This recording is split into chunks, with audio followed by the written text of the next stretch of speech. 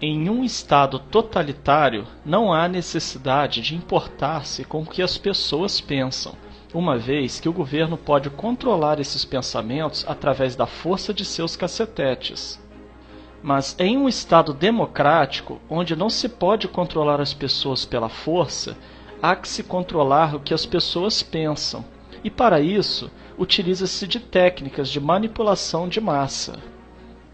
Adiante citaremos as 10 técnicas de manipulação listadas por Noam Chomsky, um linguista, filósofo, cientista cognitivo, comentarista e ativista político norte-americano, referenciado em âmbito acadêmico como o pai da linguística moderna.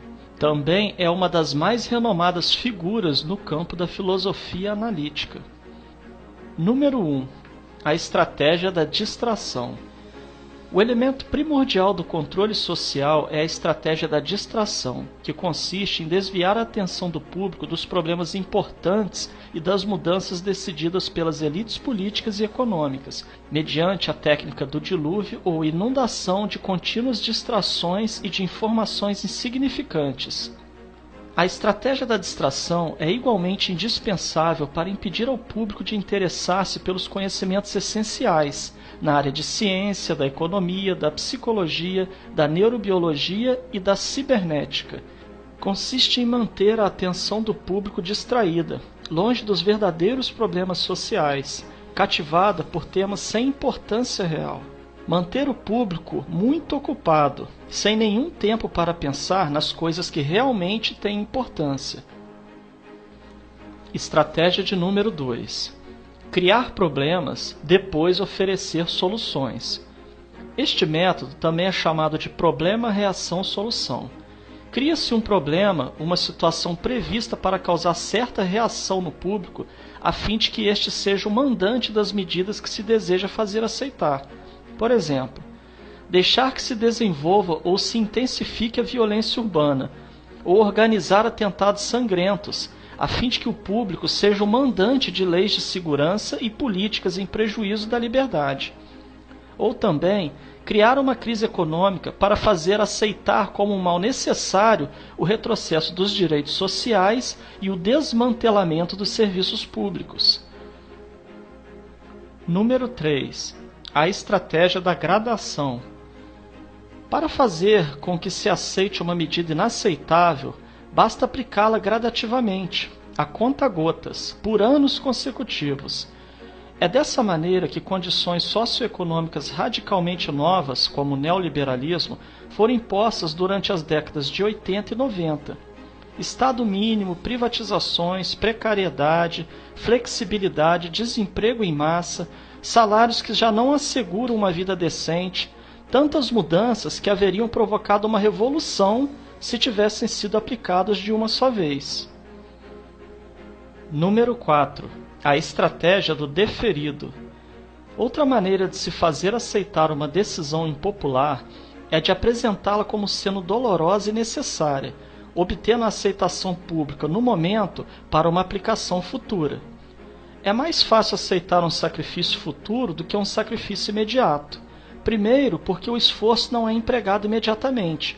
Em seguida, porque o público, a massa, tem sempre a tendência a esperar ingenuamente que tudo irá melhorar amanhã e que o sacrifício exigido poderá ser evitado. Isto dá mais tempo ao público para acostumar-se com a ideia de mudança e de aceitá-la com resignação quando é chegado o momento. Estratégia número 5. Dirigir-se ao público como crianças de baixa idade. A maioria da publicidade dirigida ao grande público utiliza discurso, argumentos, personagens e entonações particularmente infantis, muitas vezes próximos à debilidade, como se o espectador fosse um menino de baixa idade ou um deficiente mental. Quanto mais se deseja enganar ao espectador, mais se tende a adotar um tom infantilizante. Por quê? Se você se dirige a uma pessoa como se ela tivesse a idade de 12 anos ou menos, então, em razão da sugestionabilidade, ela tenderá, com certa probabilidade, a uma resposta ou reação também desprovida de um sentido crítico, como a de uma pessoa de 12 anos ou menos de idade. Estratégia número 6. Utilizar o aspecto emocional muito mais do que a reflexão. Fazer uso do aspecto emocional é uma técnica clássica para causar um curto-circuito na análise racional e, por fim, ao sentido crítico dos indivíduos. Além do mais, a utilização do registro emocional permite abrir a porta de acesso ao inconsciente para implantar ou enxertar ideias, desejos, medos e temores, compulsões ou induzir comportamentos. Estratégia de número 7. Manter o público na ignorância e na mediocridade. Consiste em fazer com que o público seja incapaz de compreender as tecnologias e os métodos utilizados para seu controle e sua escravidão. A qualidade da educação dada às classes sociais inferiores deve ser a mais pobre e medíocre possível, de forma que a distância da ignorância que paira entre as classes sociais inferiores e as classes sociais superiores seja e permaneça impossível para o alcance das classes inferiores. Estratégia de número 8.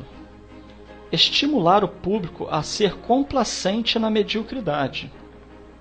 Consiste em promover o público a achar que é moda o fato de ser estúpido, vulgar e inculto. Estratégia de número 9. Reforçar a revolta pela autoculpabilidade. Fazer o indivíduo acreditar que é somente ele o culpado pela sua própria desgraça, por causa da insuficiência de sua inteligência, de sua capacidade ou de seus esforços. Assim, ao invés de rebelar-se contra o sistema econômico, o indivíduo se autodesvalida e culpa-se, o que gera um estado depressivo do qual um dos seus efeitos é a inibição de sua ação. E sem ação não há revolução. Estratégia de número 10. Conhecer melhor os indivíduos do que eles mesmos se conhecem.